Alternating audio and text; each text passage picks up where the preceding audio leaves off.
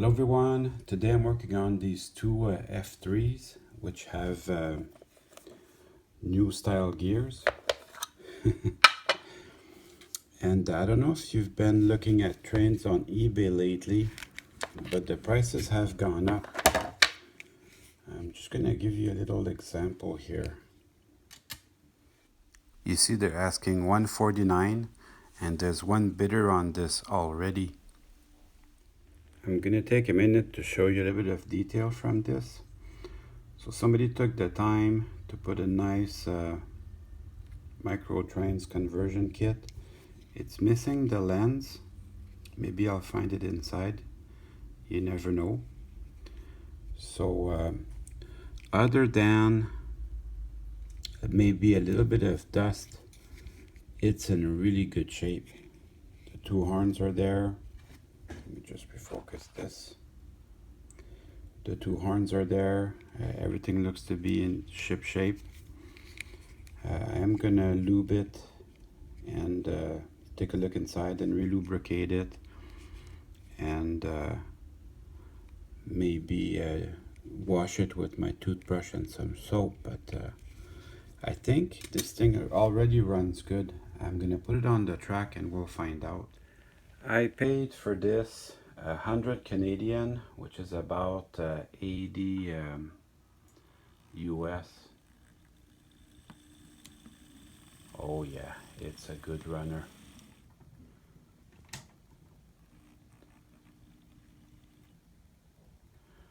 Ran out of power here.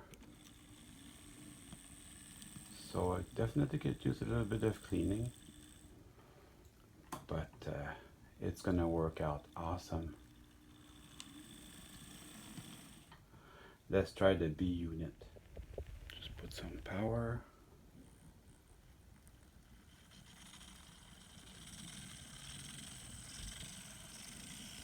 It's a little bit noisy, so something must be out of alignment.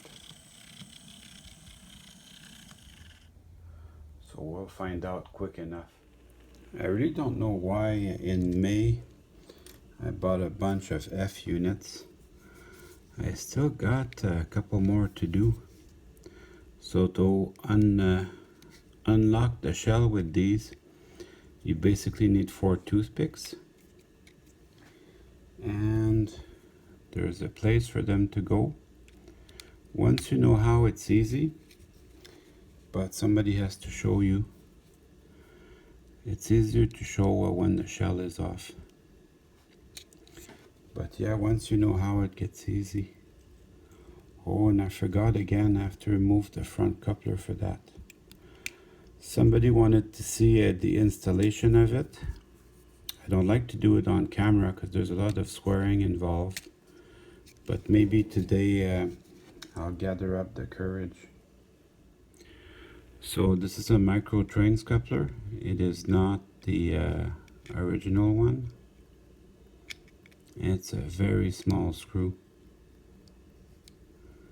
But it's worth the extra time, I guess. These micro trains, they work better than the Kato ones, simply because they have the magnetic uncoupling. And don't ask me why, they just work nice. And this one you just pull out through the front. You have to take your time because they're small parts.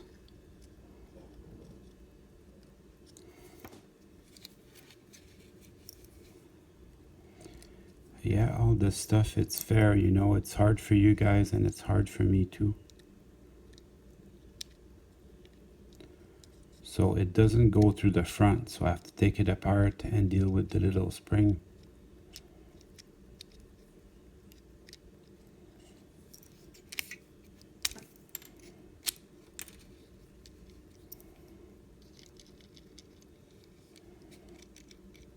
See if I can get it out this way, that would be good.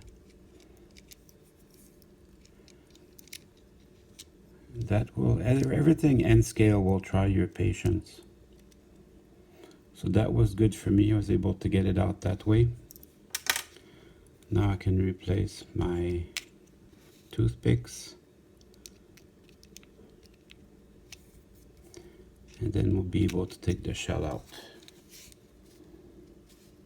Once you have your toothpicks, you can just pull on it. It should come down, it shouldn't be too hard. Be careful not to break your ladder bars. These little ladder bars here can get broken. And try not to drop it. That looks really bad when you do stuff like that. Hey, nobody's perfect. I don't mind making mistakes like that because it shows you guys that it's not always easy. So once you got the toothpicks in, it's the windows that hold it in. See, there's two latches there, and the windows come in and lock it in. Once you know, it's easy. So this is the non-DCC frame. You can see the flywheels under the engine. The DCC compatible frame does not show the flywheels, and that's how you know. That's how you can decide whether you want to buy it or not. Do you want the DCC or not? So as I work, I like to put my parts in my box. That makes it a lot easier when I want to go back to it. I can find all my parts, all these small parts. End scale, you're gonna have to develop discipline. I don't know if you know this, but the end scale engines, I think they cost a little bit more than the HO ones. So you untighten these screws. It releases the little nut. Also, I have the front part of the coupler holster. That will have to be managed as well.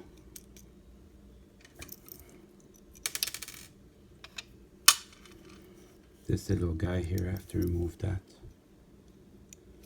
He put some red paint under here. I guess it's just to identify it. That won't bother me. You don't see it when the engine's on the track, so I won't change anything. There. So there's that. And then I can get the other coupler. You won't mix them up because they have an arrow. And the front coupler just doesn't have a coupler pocket. So I have my two couplers, and then I can spread everything around. Everything looks very good in here. You can see the two cradles that hold the engine. That's kind of important, but they are in the correct place. Since it sounds great already, I don't have to take this apart. Just maybe add one little drop of oil, and that's it. That part is good to go. Now I'm going to clean the wheels. I took a minute to clean the shell, so that's going to dry while I'm working on my wheels. The other guy did a nice job with installing the micro drains couplers. I bet you these will work nice too. So I'm not getting into that. I'm basically just going to make sure everything's clean, and that I'm going to take the wheels apart so I can clean them. That's about it. I think the other guy did a great job on the conversion. I know how much that conversion kit is, $5-10. So good value for money, I find. Microtrains, that's a company just like Kato that I really appreciate. They do a good job. And the last time I checked, they made everything in the USA. So that's kind of cool. Kato is from Japan. I don't know if you guys knew this, but they make all their stuff in Japan.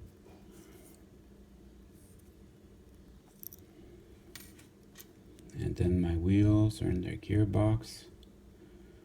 They don't look too bad,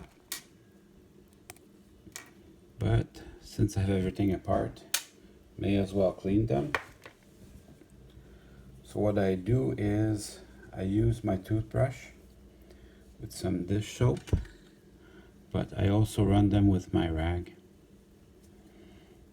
I do it both, so then they get squeaky clean.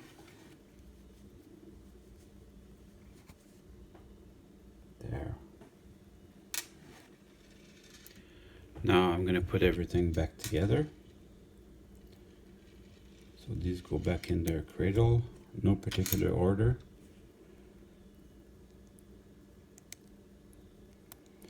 And then I put the two contact strips. These, the two contact strips, I don't take them under the water.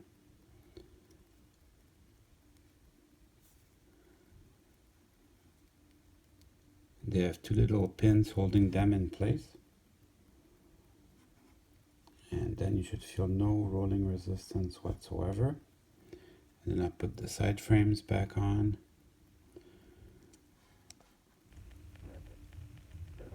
That it's important that your bearings are in your end cap. Maybe that's what's causing the noise on the B unit. So then once you have it on, check it with your finger to be sure that you're happy with everything. And then if you're happy, then you're done. And there's an arrow pointing out the way of where it should go. The arrow goes to the outside, but obviously because there's a coupler there, that's a no-brainer. So I'm going to put this back on the locomotive. The more engines that I do, the more I get into the habit of making my own parts. I'm missing the headlight lens, so we're going to make a new one. This technique dates back from the 50s. When I was young, somebody gave me a box of Model Railroading magazine, and a lot of the articles are from John Allen, whose railroad was called the Gory and Defeated, and he scratch built everything. He was a pioneer. He brought model railroading to a whole new level. So all I'm doing is I'm putting a little piece of Scotch tape, just making sure that it's on my headlight good. I'm gonna come in from behind and put a little bit of crazy glue in there. So my crazy glue, it will dry, and it will bring, it will take the shape of the masking tape or the Scotch tape. I'm not going to make it a very big lens. In fact, I'm going to make it pretty small, because that's all I need, you know, just to fill the hole is all I need. I'm going to let this dry overnight. The crazy glue, it does get a little bit smaller as it dries. Some people in the 50s, they used epoxy. So if you want to use epoxy, that works good. I'm going to keep the crazy glue, the Gorilla Glue, because it dries clear. So that should look good, and I'm going to make it rather small. This technique dates back from the 50s. When I was young, somebody gave me a box of Model Railroading magazine, and a lot of the articles are from John Allen, whose railroad was called the Gory and Defeated, and he scratch built everything.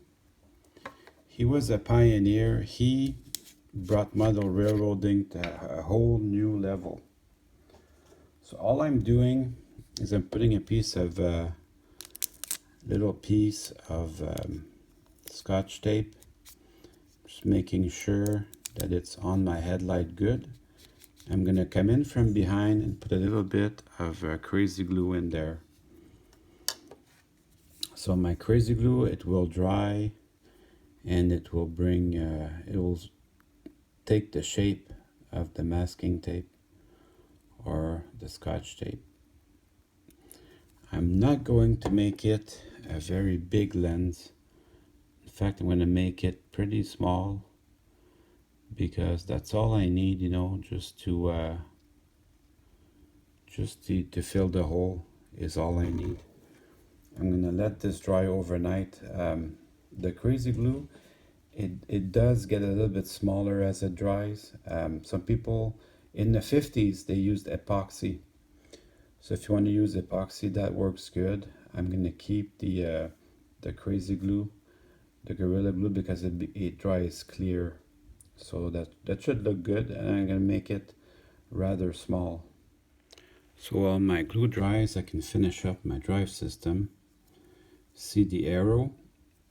That goes towards the front.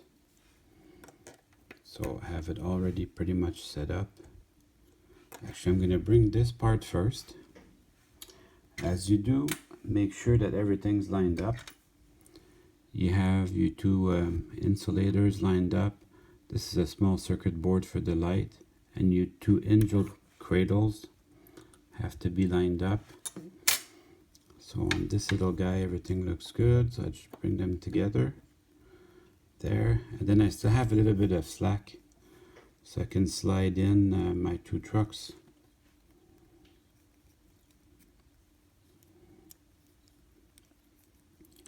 And then I can bring back my two screws. So now I can just tighten this up.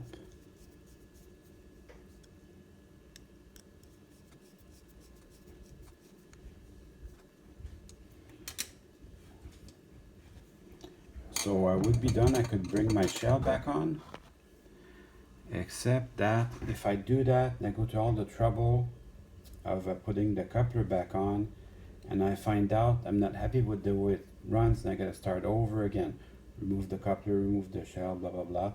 So I'm gonna go try it now, and then if it's perfect, I can put the shell back on. So let me just add some power.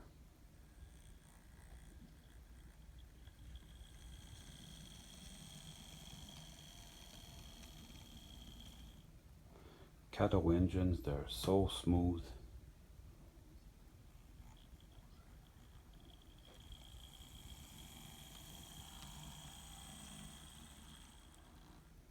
Work of art. So I waited one day for my crazy glue to dry. Let's see what we got.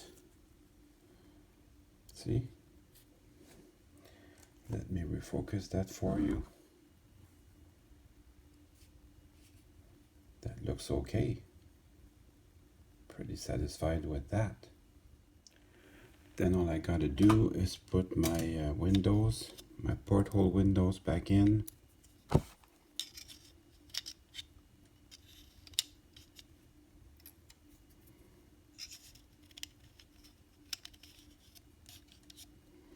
And then I can bring my shell back in.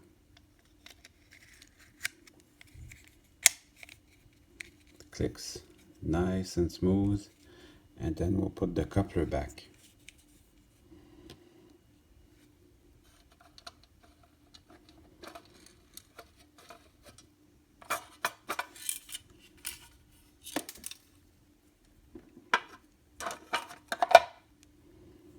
So do you remember how I got it out? I wiggled it. So I'm going to be wiggling it again to get it back in. So this is not the original coupler, it's the Micro Trains coupler. So that goes in a little bit easier, I guess.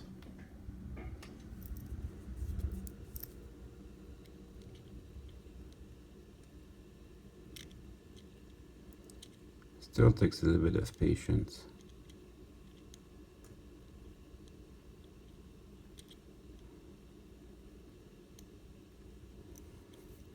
It's almost in. There, that doesn't really need to be very tight. So then I can do the B unit now. It's all the same steps, except I've got a little bit of noise in it, so I'll do this a little bit quicker, but we'll focus on the reason for the noise. Now as I look in here, I can see on this plate and the side frames that it's not clicked in properly. So that could be your reason for the noise. I'm going to continue taking it apart. Now as I look inside here, everything's in its place. So that looks really good to me. Since I have it apart, I'm going to put just a tiny drop around the worm gears.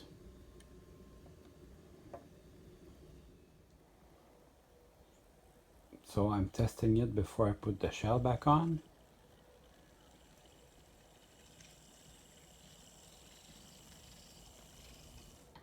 So going forward, it's pretty quiet.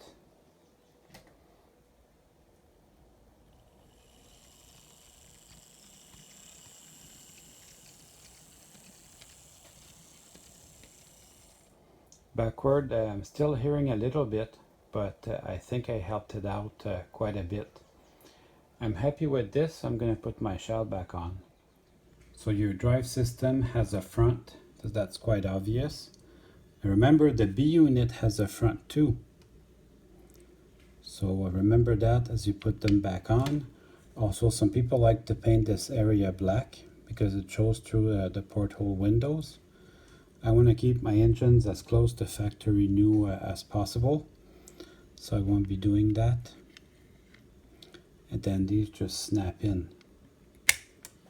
And now it's time to run some trains. Well, I hope you enjoyed the video. I certainly had fun making it for you.